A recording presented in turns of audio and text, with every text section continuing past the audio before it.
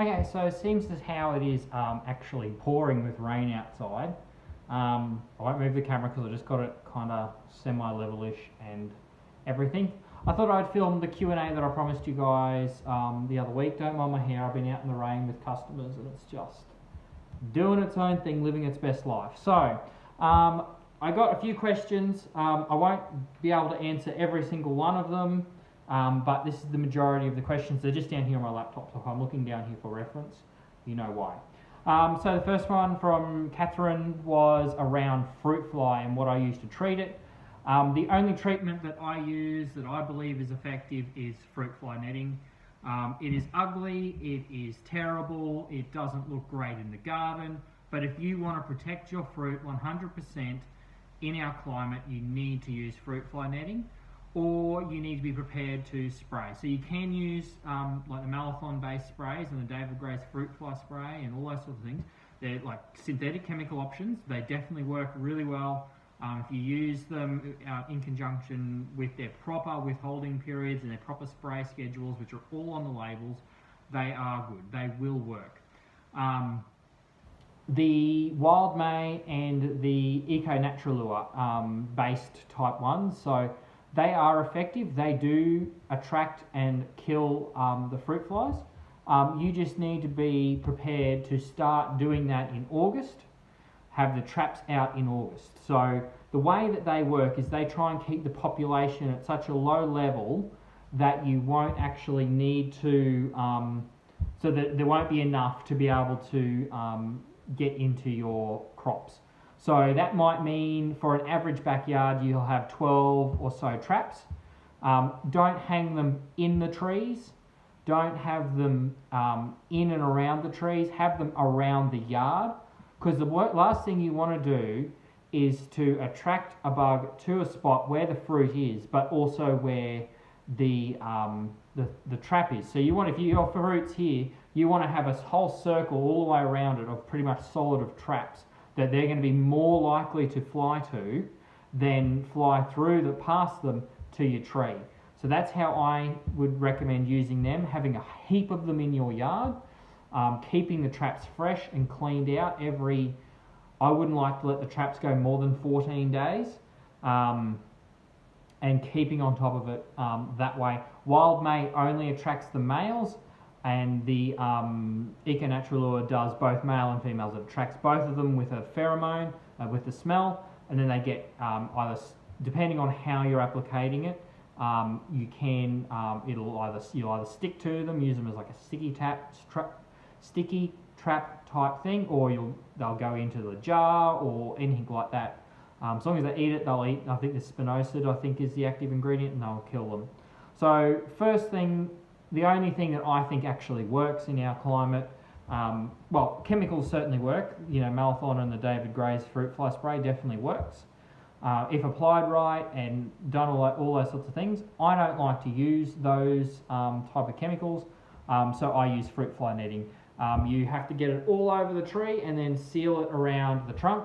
Don't take it down to the ground, because if you put it onto the ground, you will... they pupate in the soil. So if there's any in the soil, and when you put your net over, you'll catch them in there, and then they'll fly straight up and sting everything from the inside, and the infection will happen from that way. So please don't, please make sure you've got enough net to go right around and be able to seal around the base of the tree. The other advantage with doing a fruit fly net is also you exclude birds, and bats and birds can't get tangled up in such fine netting. So there's a couple of advantages with going with the nets. I recommend people head online to NetPro online and purchase their products from NetPro in Stanthorpe. They mail them out to you. It's all fairly easy and straightforward. You can get them locally, but these day and age, people just want to buy stuff online. So that's fruit fly. In a nutshell, so much easier to do it that way. You'll get much better results, and you won't have anywhere near the dramas as you will with the... you can certainly use them in combination with the Wild May and that sort of thing. And you can use the individual bags, but who has time to do that? I just want to throw something over a tree, bunch it around the base and be done. Malcolm asks about fruit, veggies and herb seedlings to be planting now. So now that we're into October, it's a 14-degree day today, so we can get cool days in October. It does happen, not every year, but we haven't had a very warm spring yet. So October is the time to be planting in the herb line. Pretty much any of the perennials can go in now, so any of the sage, thyme, rosemary, oregano, all good to go in now. You're definitely going to be wanting to get your basil crops in, all your different types and colours. Try and have as diverse range as possible. You'll have a beautiful garden filled with beautiful basils this time of year, and they'll flower all summer into autumn as well, especially the longer lived ones like the perennial and the Thai. They live much longer. Veggies, the sky's the limit. Cucumbers, watermelons, pumpkins, zucchini, squash, beans, carrots, certain varieties, not all, certain varieties, beetroot, lettuce, if you just have to protect them with a bit of shade, silver beet, not spinach, chard, silver beet, those sort of things, definitely good for summer. The sky's the limit. The only things you can't do, or I don't recommend people do, is brassicas, so collies, cabbage, kale, broccoli. There's too many aphids around, there's too many cabbage white butterfly around. Unless you're willing to net them and keep them all off, I wouldn't even go there. Peas, it's too hot for now. So yeah, but any of your summer crop, tomatoes, capsicums, chilies, all those sort of things, it's time to nail those in and get them in the ground. Tia Pie's asking if she has a small apartment. I know she's down in Brisbane. What indoor plants and herbs can I grow? So indoor plants, there's a lot you can grow. So ranging from lowest light to some higher light. Anything with big glossy green leaves is your lowest light, generally. So things like your Zanzibar gems, your fiddle-leaf figs, your pothos or devil's ivy, normal ivy will all do well in in a room environment. They're not going to thrive like they would if they were out in the garden and in a normal environment, but they'll survive. They'll handle it, especially the Zanzibar gem, spathiphyllums, the fiddle-leaf figs. They seem to handle it quite fine. If you've got a bright spot where they might get a little bit of morning sun or a little bit of late afternoon sun, you can definitely do things like some of your parlour palms, some of your, all of those sort of your Kentia palms, they're fine. Dracaenas start to do a little bit better with a couple of hours of sunlight. Your succulents and cacti are also good at this time of year, at that sort of light frame. So around about that sort of couple of hours, you can do most of your succulents and cacti. They might stretch. If you get really bright coloured ones, expect them to go a little bit more green when you bring them inside, but there's no reason you can't do those.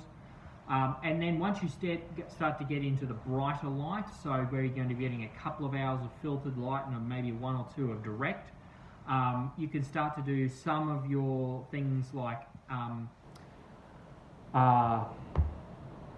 African violets would be something you could start to do, something that will give you a bit of a flower. But there's all your Dieffenbachias, there's a huge range of indoor plants that will do well with just a little bit of light. Ferns appreciate a little bit of filtered light, nothing direct, but a little bit of filtered light. Of course, they need regular moisture. Zanzibar plants, water them once a month. All the rest of them, figs, pothos, Dieffenbachias, all those things I would water once a week. Even less as it gets cooler, slightly more when it gets warmer. I love recommending spathiphyllums as people's first house plant. I'm going to stop talking with my hands now, I just realised how bad that was. Because they're a great indicator. I always say don't water them until they're wilting. Mine in the bathroom here always hangs its head, and then I'll chuck it in the shower and water it because I'm lazy. And then I'll pull it out when it's kind of dried. And then as for herbs inside, it's always going to be a little bit hard, but stick to mint, basil, coriander will probably be stuff that will survive with a couple of hours of sun. If you can put them on a windowsill or those types of situations, they will survive. They're not going to live and be as happy and healthy as if you could have them outside in a lot more sun, but you can easily replace them. They're not terribly expensive, and if you've got to buy a new plant every couple of months, well, that's fine. Coriander doesn't even live that long, so that's fine. Thurston wants to know what the best plant is, and my question in rebuttal would be, what's your situation? If you're inside and you've only got a patio or a small indoor area space, Spathiphyllum would be your place to go. If you've got a full sun spot in the garden and you live out here, salvias are the way to go. If you've got a shady spot under really thick trees, plant some clivias. The best plant is completely dependent on the environment that you are in. My favourite plant is definitely salvias or anything in the Lamiaceae family, so salvias, phlomis, all those sorts of plants. They're very much my favourites. Charlene Keller asks why the earth is round. I'm a horticulturalist, not a geologist, so I'd recommend you direct that question to someone that's got a little bit more experience. And she also asked why she always spills coffee on white shirts and not black shirts. That tends to be maybe a karma thing happening. I don't know, Charlene. It always seems to be the way. I can't figure it out. I never spill coffee because it's way too precious and means way too much to me to want to spill it. So I think maybe you need to get a bit more serious about your coffee habit, and then we might be able to talk. Anyway, guys, that is the end of my Q&A. I hope you enjoyed the questions. If you have more questions, leave them in the comments below and I'll add them onto the next one we'll do. But this is 12 minutes of me rambling on, talking about stuff, and that is plenty. I will see you all in the next video, guys.